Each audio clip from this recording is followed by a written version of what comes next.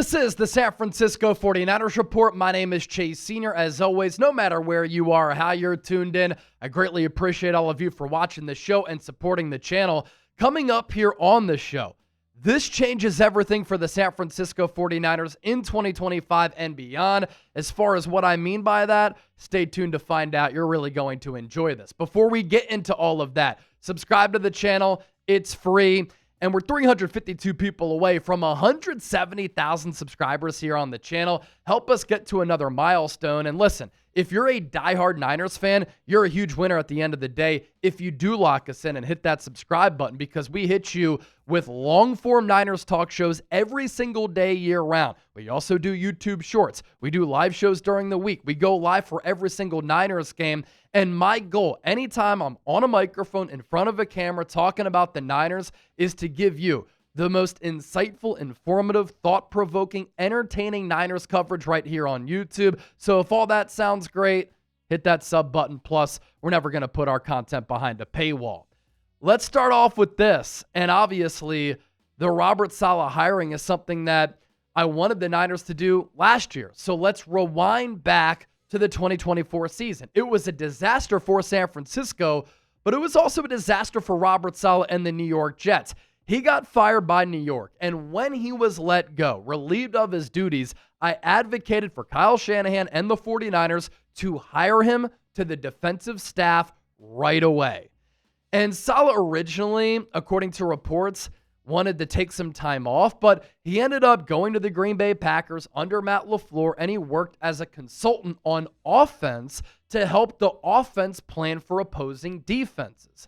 But going back to that thought process of why I wanted the Niners to bring back Saleh for a reunion, the reasoning behind it, we saw early and then all throughout the year last year that Nick Sorensen was not cut out for the job. He was in over his skis. And Saleh, on the other hand, an elite defensive coordinator.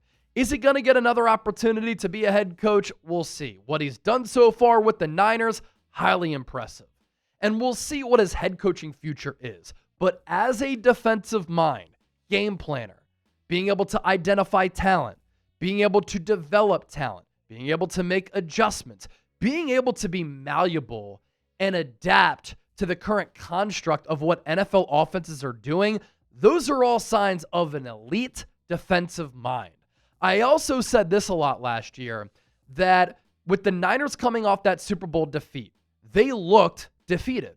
They looked worn down, fatigued, and broken mentally, physically, spiritually.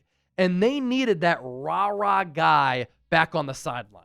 Saleh was that from 2017 through 2020. DeMeco Ryans was that. Steve Wilkes was not. Nick Sorensen was not. And Kyle Shanahan is not that rah-rah guy. And for him, he's so focused on offense that he's always looking at the tablet, always looking at the play sheet. And he'll obviously show some emotion talking about Kyle Shanahan, but he doesn't bring that hyped up type of energy that Saleh does. And on defense, I thought that was something that the Niners were sorely missing last year. They were missing it under Steve Wilkes as well. Nick Bosa agreed with me.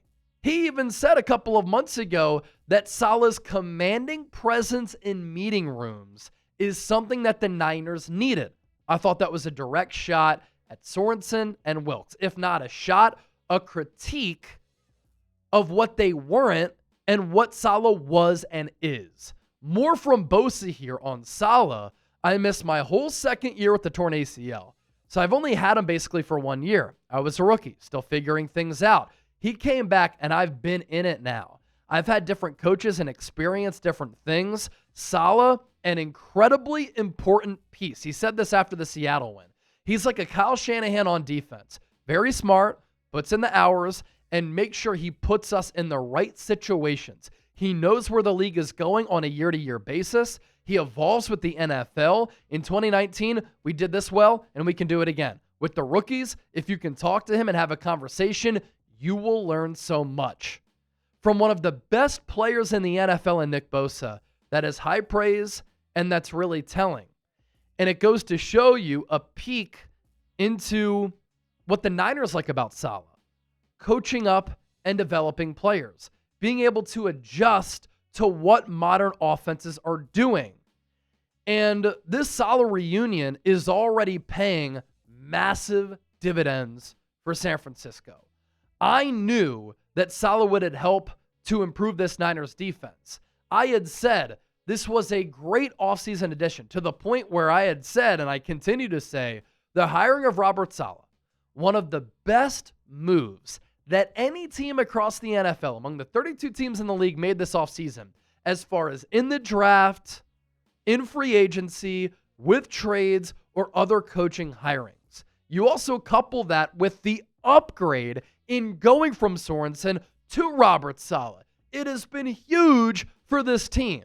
And while I wanted to see the Salah reunion, while I like him as a defensive game planner and play caller, a developer of talent, I knew he'd help to improve this Niners defense.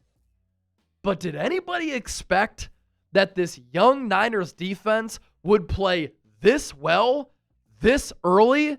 Now, I know some of the contrarians and detractors will say, Chase, relax. It's going up against the Seahawks and the Saints. You go into Seattle and you close out that game defensively and you improve upon a lot of your weaknesses from last year. We saw some in-game adjustments. We saw some great personnel usages as far as the players on the team. And that was a huge win going into Seattle to win that game. And look at what the Niners did on the defensive side of the ball, right? They gave up 227 total yards. It's not happening last year. 16 to 23, 143 yards through the air for Sam Darnold. The Niners were terrible against the run last year. They give up 3.2 yards per carry, and Seattle really wants to run the ball. What did Seattle do yesterday? On the road in Pittsburgh, they beat a good Steelers team that I think is a playoff-level team, and they ran the hell out of the ball. The Niners also forced 2 turnovers, both fumbles, and the Niners offense did win time of possession, and so it kept this defense fresh. But in those 22 minutes, this Niners defense confused Sam Darnold. They offered him a lot of looks where he didn't know what to do or where to go with the football. It was a really good defensive performance with a bunch of new faces and a bunch of young players. And then going up against the Saints. Chase, it's the Saints. Yeah, it's not the same Saints team that we've seen in recent years. This team is so much better coached than they have been, with Kellen Moore, who was a play caller for a team that won the Super Bowl last year. And once again, I was impressed with this Niners defensive performance. They give up 307 yards of offense, 186 through the air, 121 on the ground, 4 yards per carry. You'll take that. They get a big giveaway, and Bryce Huff ended the game with that strip sack, and the time of possession pretty even.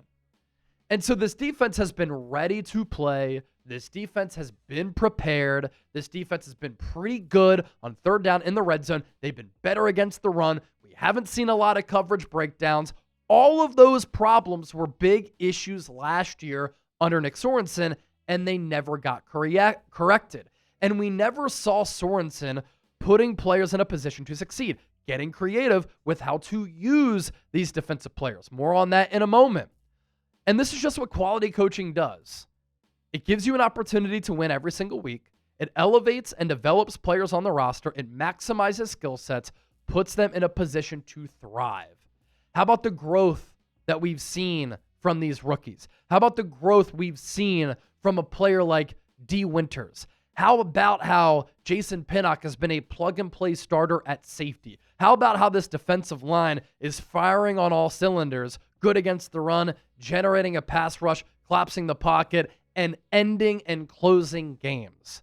This is the Robert Saleh effect. Now, coming up on the other side, I'm going to explain this tweet that I sent out a little bit earlier. How I absolutely love what Robert Saleh has been doing by utilizing his defensive personnel. He's gotten really creative with player usage. We're going to nerd out together. We're going to take a look at the tape because this is some high-level stuff that all of the football aficionados are really going to enjoy. Before we do that, let's give a shout-out to our sponsor. This episode of the 49ers Report brought to you by PrizePicks. You and I make decisions every day, but on PrizePicks, being right can get you paid. Don't miss any of the excitement this season on PrizePicks, where it's good to be right. PrizePicks is very simple to play. You just pick more or less on 2 to 6 player stat projections, and if you get your picks right, you could cash in. PrizePicks is also the best way to get action on sports in more than 40 plus states, including California. PrizePicks puts their users first. All withdrawals, fast, safe, and secure. PrizePicks offers Venmo, Apple Pay, MasterCard, and more for quick and easy deposits right into your account. You can get your picks in less than 60 seconds, and the more or less game, it makes game days so much more fun. Speaking of that, we have 2 games tonight, Monday Night Football. We have Bucks, Texans, Chargers, Raiders. Baker Mayfield, more than 1.5 passing touchdowns against Houston. CJ Stroud, less than 11.5 rushing yards. Ladd McConkey, more than 72.5 receiving yards against the Raiders. New users, play $5, get $50 instantly. You can win up to 2,000 times your money. This is real money sports action made easy. And what I want you to do is turn your takes into cash all season long on PrizePicks. Download the app, create an account. PrizePicks.com/CLNS. Use the code CLNS. PrizePicks. It's good to be right. So what we've seen so far from Robert Saleh. Salah in the 2 games back with the Niners. He's calling the game differently than he did in his previous stint. And he has been creative. He's been smart. He's been innovative. He's been exotic. He's been aggressive. And like Nick Bosa alluded to, he understands the current landscape of offensive football, which then obviously leads into what he does on the defensive side of the ball. And speaking of what I queued up and teed up right before we got to our great sponsor, PrizePicks, it's how Salah has gotten creative with his personnel usage. Jair Brown, for instance, played 2 snaps against Seattle. He played 7 yesterday against New Orleans, yet he had a highly impactful play. I'm going to step aside here because Nick Bosa is circled, but right behind him is the safety Jair Brown. In this formation, he's next to Fred Warner and D. Winters. He was used as a big nickel and hybrid linebacker where he dropped back into coverage and nearly intercepted Spencer Rattler. I want to see more of this with Jair Brown because at Penn State, he was a really good player in the box around the line of scrimmage. He's a very versatile player. He is not the type of safety who you want being that center field ball hawk, being great against the pass. He's not that type of guy. But the Niners kind of hid Talanoa Hufanga at times in coverage because he was a little bit of a liability. Robert Saleh got creative with how to use Jair Brown to the best of his abilities, taking advantage of his skill set. How about this Niners lightning package along the defensive line? Look at who's up front here, playing along the defensive line for San Francisco as they're able to get a pass rush and collapse the pocket against Spencer Rattler. You have Mykel Williams and Nick Bosa at defensive tackle. And then you also have Bryce Huff right by my shoulder here at right defensive end and Yeturgos Matos at left defensive end. You think interior offensive linemen are looking forward to having to match up against Nick Bosa and Mykel Williams, who have the speed and power combo as defensive ends? That's scary. Mykel Williams, what a performance he had in his second game as a pro. You saw the length, you saw the physicality, you saw the edge setting ability, and you saw the ability to be disruptive. He did a little bit of it outside of the stat sheet against Seattle, but in this game against New Orleans, a couple of TFLs, and here, Mykel Williams is lined up as a defensive end, one-on-one with a tight end. With his power, his length, his athleticism, the brute force that he plays with, and how good he is against the run, Mykel Williams against a tight end, you will take that matchup every single snap. And what did Mykel do? The rookie 11th overall pick out of Georgia throws the tight end to the side and tackles Alvin Kamara for what I call an explosive play on defense because it was a negative play, TFL against the run. And then the play that ended and decided the game. Look at the down distance time situation here. Niners are only up by 5. There is 1:03 left. The New Orleans Saints have 1 timeout left. All New Orleans has to do is march down the field, and if they score a touchdown, they win the game probably with no time left on the clock. But it's 4th and 2, and keep in mind, they also have the ball at the 41, so they're moving it a little bit. And look at the personnel up front for San Francisco. Here, Sam Okuwana, who can play defensive end and defensive tackle, criminally underrated player. He's at right defensive end. You have Nick Bosa at defensive tackle, Mykel Williams at defensive tackle, and Bryce Huff as well. And look at the defensive lineman here, right? We talk about the fast get-off for Bryce Huff. Robert Saleh earlier this offseason, after the Niners acquired him, called him a closer, a Mariano Rivera type of defensive end. A big reason for that, the explosive get-off and the quick twitch at the line. This ball is already snapped. Look at where Bryce Huff is. He is already making his way into the backfield.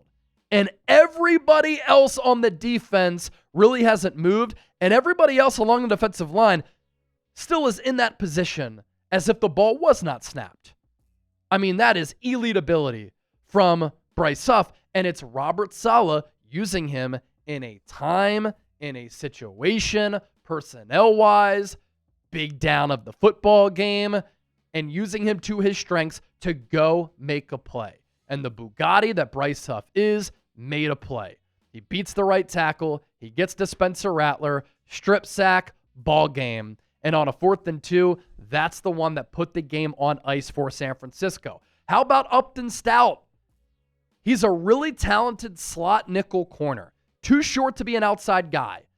But he led all DBs in the bench press at the NFL Combine, so he's really strong. He led all DBs in the gauntlet. He has 4.3, 4.4 speed. And in college at Western Kentucky, really good against the run. Really good in the box. He had a lot of TFLs. He had some quarterback hits. He had some sacks. Robert Saleh calls Upton Stout's number here on a corner blitz. Not only does he blitz, he defeated a block and got to Spencer Rattler for his first career sack. Robert Saleh putting all these players in a spot to make plays. And they were all big plays throughout the ball game, and that in turn is what elite coaches do to put the cherry on top of this conversation. High-level stuff that we're seeing from Salah and Chris Kosarek. And this is high-level stuff that you see from the likes of Brian Flores, Vic Fangio, Steve Spagnuolo, Jim Schwartz, who are some of the top defensive coordinators in the game. And Saleh is in that tier for the reasons that we talked about here on the show. Don't forget to give me a follow on X and Instagram at Chase_Senior. As always, I love you. I appreciate you, and we'll see you soon.